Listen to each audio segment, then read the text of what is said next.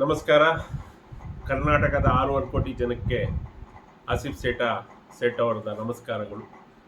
ಆ, ಬಂಧುಗಳೇ, ಇವತ್ತು ನಾನು ನೇರವಾಗಿ ಬಂದಿರೋದು ಕಾರಣ ಏನಂತ ಹೇಳಿದ್ರೆ, ರಾಷ್ಟ್ರ ಎಲೆಕ್ಷನ್.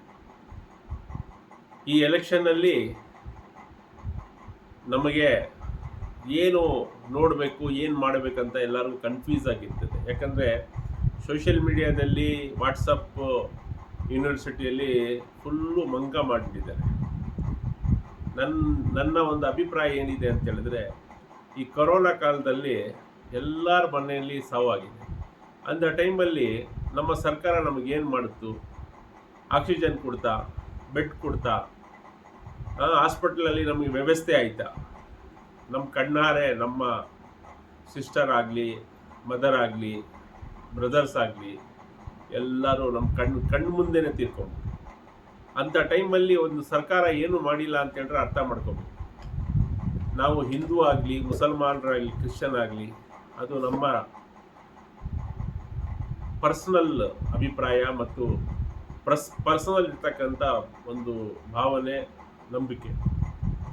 ಬಟ್ಟು ನಾನು ಹೇಳೋದು ಏನಂತ ಹೇಳಿದ್ರೆ, ರಾಜ್ಯದಲ್ಲಿ, ದೇಶದಲ್ಲಿ ಯಾರು ಆರಿಸಿ ಬರ್ತಾರೆ ಅವ್ರ ಕರ್ತವ್ಯ ಆ ಜನತೆಗೆ ಸರಿಯಾಗಿ ನೋಡ್ಕೋಬೇಕಂತ.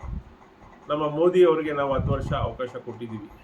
ಅದರಲ್ಲಿ ಅವ್ರು ಕೊಟ್ಟಿರೋದು ಮೊಬೈಲ್ ಬ್ಯಾಟ್ರಿ ಆನ್ ಮಾಡ್ಕೊಳ್ಳಿ, ಆಚೆ ಬಂದು ಟಮಟೆ ಹೊಡೀರಿ ಅಂತ ಹೇಳಿದ್ದಾರೆ.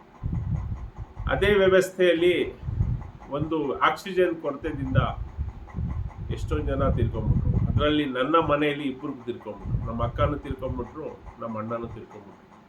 ನಾನು ರಾಜಕೀಯದಲ್ಲಿ ಇಷ್ಟೊಂದು ಇನ್ಫ್ಲುಯೆನ್ಸ್ ಇದ್ದಾನೋ ನಾನು ಒಂದು ಬೆಡ್ ಅವ್ರಿಗೆ ಅರೇಂಜ್ ಮಾಡೋಕ್ಕಾಗಲಿ.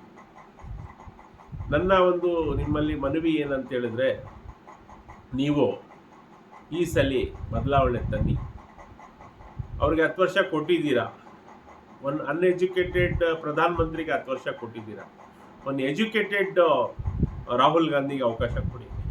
ರಾಹುಲ್ ಗಾಂಧಿ ಎಷ್ಟಿದ್ರೂ ತ್ಯಾಗ ಮತ್ತು ಬಲಿದಾನ ಇರ್ತಕ್ಕಂಥ ಫ್ಯಾಮಿಲಿ ಹಿನ್ನೆಲೆಯಲ್ಲಿ ಬಂದಿರೋದು. ನೀವು ಅರ್ಥ ಮಾಡ್ಕೊಳ್ಳಿ, ಯೋಚನೆ ಮಾಡಿ, ಒಂದ್ಸಲಿ ಕಾಂಗ್ರೆಸ್ಗೆ ಅವಕಾಶ ಕೊಡಿ. ನೋಡಿ ನಿಮ್ಮ ಭವಿಷ್ಯ ಹೆಂಗಾಗತ್ತೆ ಅಂತ. ನೀವು ಲಾಸ್ಟ್ ಟೈಮು ಕರ್ನಾಟಕದಲ್ಲಿ ಸಿದ್ದರಾಮಯ್ಯ ಸರ್ಕಾರ ತಂದಿದ್ರಿ. 52,000 ಕೋಟಿ ವಾಪಸ್ ಜನರಿಗೆ ಬರ್ತಾ ಇದೆ. ಅದು ನಿಮಗೆ ತೆರಿಗೆ ಹಣ ಅಂತ ತಿಳ್ಕೊಳ್ಳಿ, ನೀವು ಕಟ್ತಾ ಇರೋ ಟ್ಯಾಕ್ಸಲ್ಲಿ ತಿಳ್ಕೊಳ್ಳಿ. ಫಸ್ಟ್ ಟೈಮ್ ವಾಪಸ್ ಜನಕ್ಕೆ ಏನಾದರೂ ಬರ್ತಾ ಇದೆ ಅಂದರೆ ಅದು ಕಾಂಗ್ರೆಸ್ ಸರ್ಕಾರ. ನಮ್ಮ ಪ್ರಧಾನಮಂತ್ರಿಗಳು ನಾವು ಕೊರೋನಾ ಕಾಲದಲ್ಲಿ ನಮ್ಗೆ ಏನಾದರೂ ಕೊಡಿ ಅಂತ PM ಕೇರ್ ಫಂಡ್ ಅಂತ ಕಲೆಕ್ಟ್ ಮಾಡಿಕೊಂಡ್ರು. ನಮ್ಗೆ ಏನಾದರೂ ಕೊಡಿ ಅಂತೇಳಿ ಕಷ್ಟ ಕಾಲದಲ್ಲಿ ನಮ್ಮ ಎಲ್ಲ ಒಡವೆಗಳು ನಮಗೆ ಕಷ್ಟ ಸುಖದಲ್ಲಿ ಕೊಡಿ ಅಂತ ಇಸ್ಕೊಂಡ್ರು. ವಾಪಸ್ ಅಂತೂ ಏನು 1 ರೂಪಾಯಿ ಕೊಡಲಿಲ್ಲ.